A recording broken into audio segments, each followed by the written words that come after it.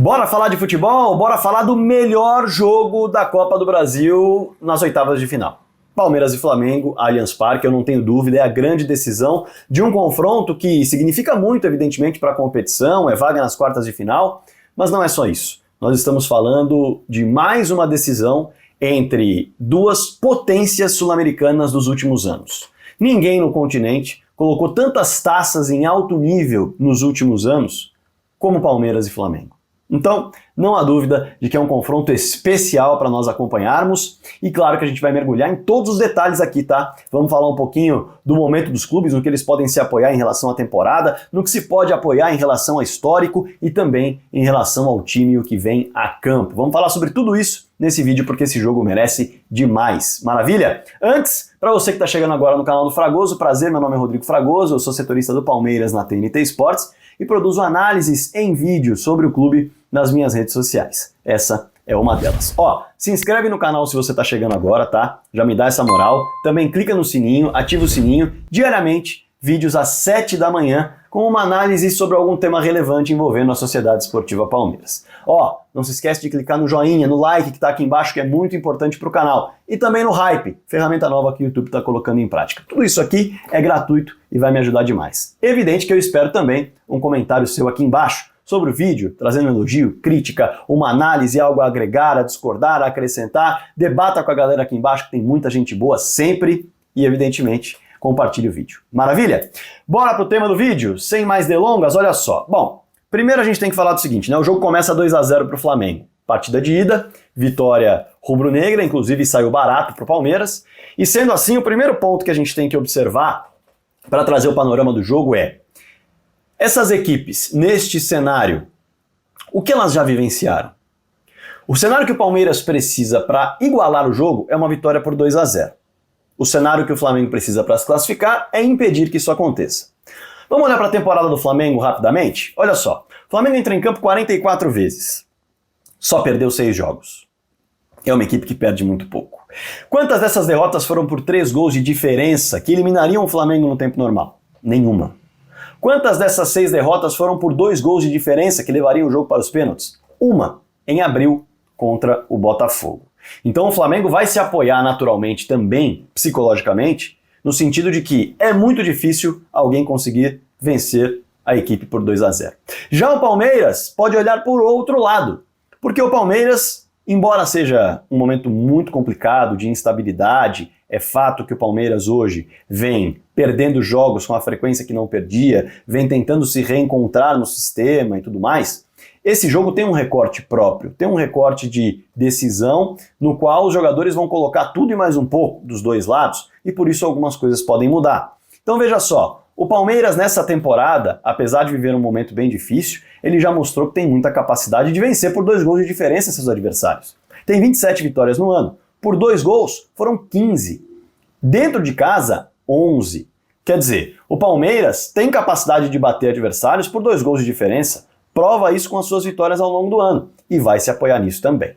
Antes da gente mergulhar nas escalações, é sempre legal trazer um pouquinho do retrospecto, né? Porque não à toa, eu abri o vídeo falando sobre o tamanho desse jogo para o futebol sul-americano.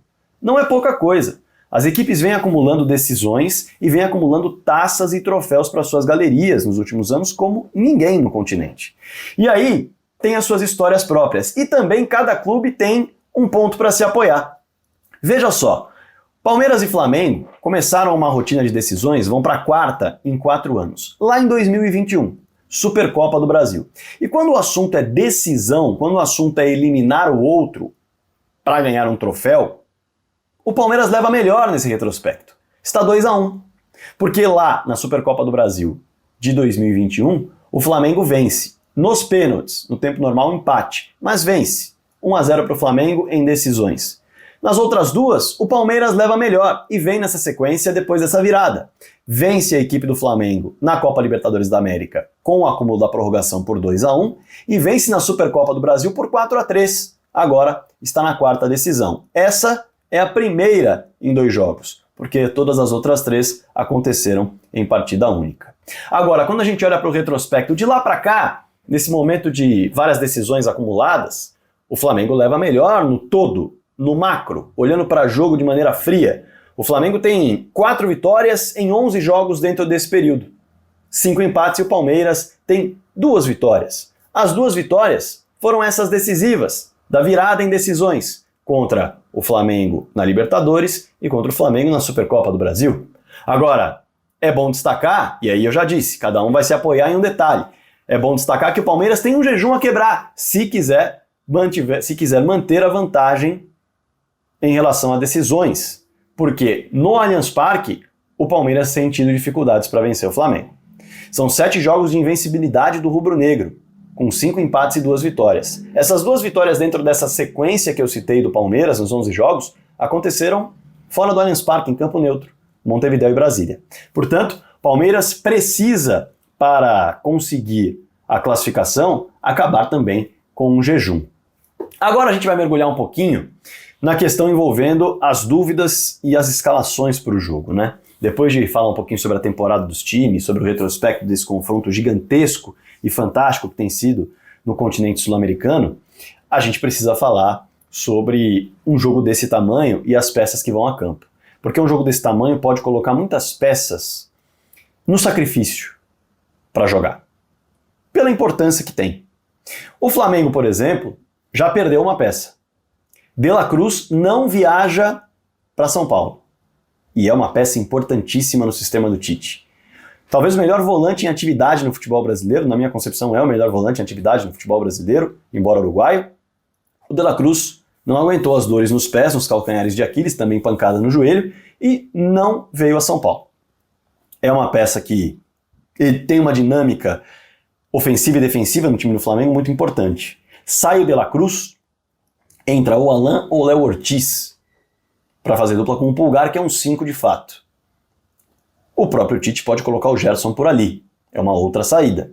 A dúvida fica bem grande em relação a quem entra nesse lugar. O Alan é uma peça que pode acabar entrando, e aí é uma dinâmica mais protetora em relação ao meio-campo do que construtora. A ver qual será a postura do Tite. O Gerson por ali já seria uma versão mais construtora dessa posição, ao lado do Pulgar, que é um jogador de mais marcação.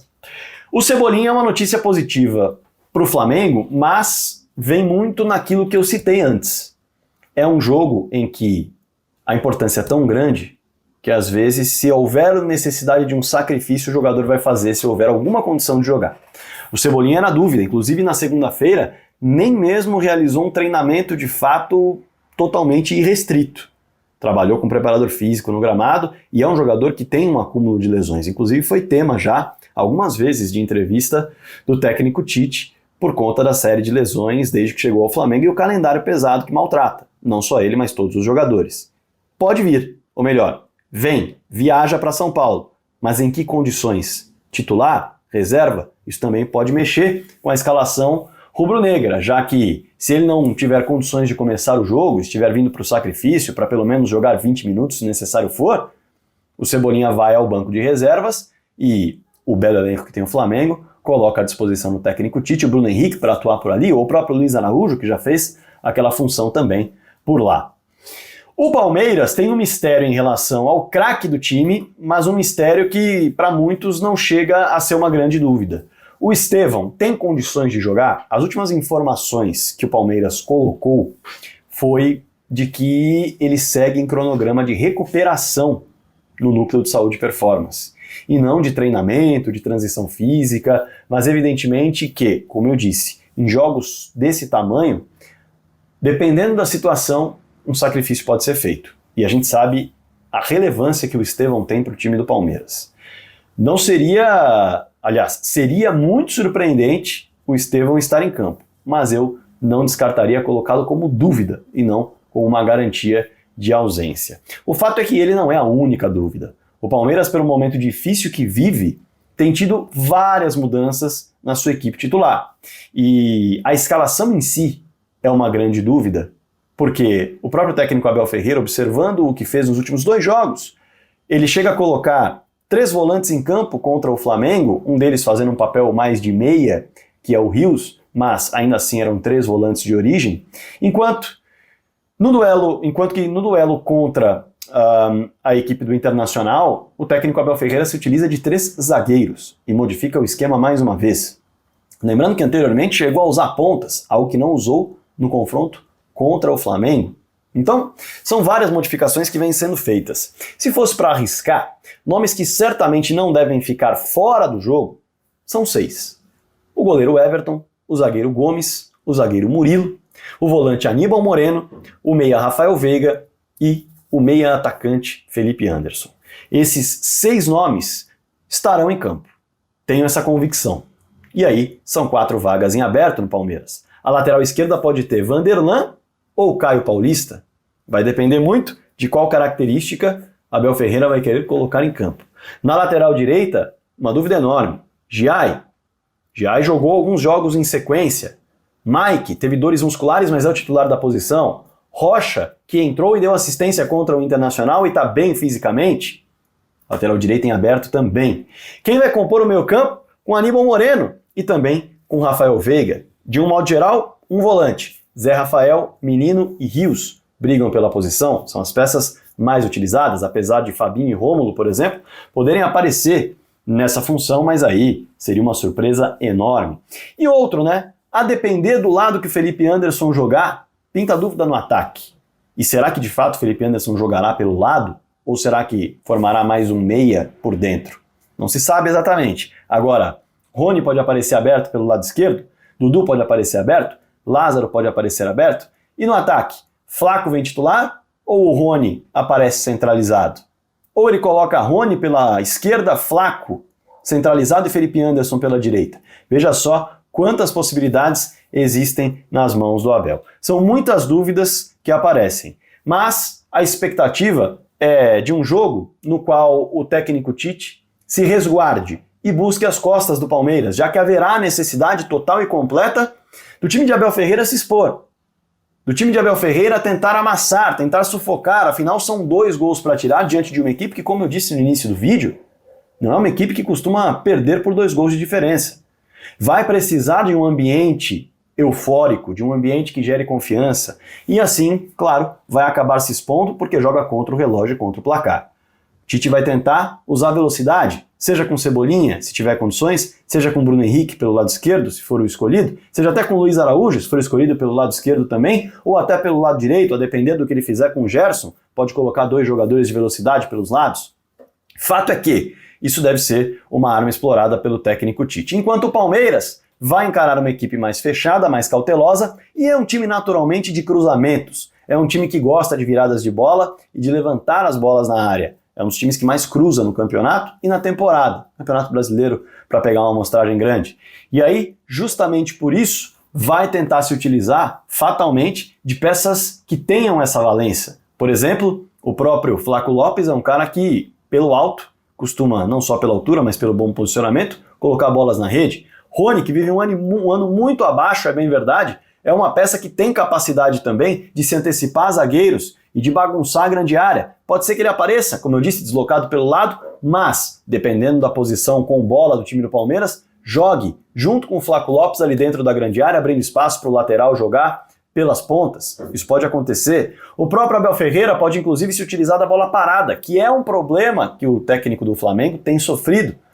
Tite, no Campeonato Brasileiro, por exemplo, sofreu mais da metade dos seus gols em bolas paradas. Então, naturalmente, o Palmeiras pode se aproveitar disso. Inclusive, colocou contra o Internacional uma jogada em prática que deu certo e, por detalhe, o gol foi anulado no impedimento, mas a bola parada funcionou e sempre foi uma arma que nesse ano está bem abaixo das expectativas do técnico Abel Ferreira. Mas é fato que pode colocar bons cabeceadores, inclusive na zaga. Se o técnico Tite, ou melhor, se o técnico Abel Ferreira quiser melhorar ainda mais a possibilidade de colocar bolas na rede, tanto na bola parada quanto na bola aérea, não só Rony e Flaco podem estar em campo, mas também uma equipe com 3 zagueiros, tendo Gomes, Murilo e Vitor Reis, 3 jogadores altos e que têm característica ofensiva para cabecear, tendo, por exemplo, nos escanteios ou nas faltas, 5 homens com capacidade de finalização em bolas aéreas. Rony, Flaco, Vitor Reis, Gomes e Murilo.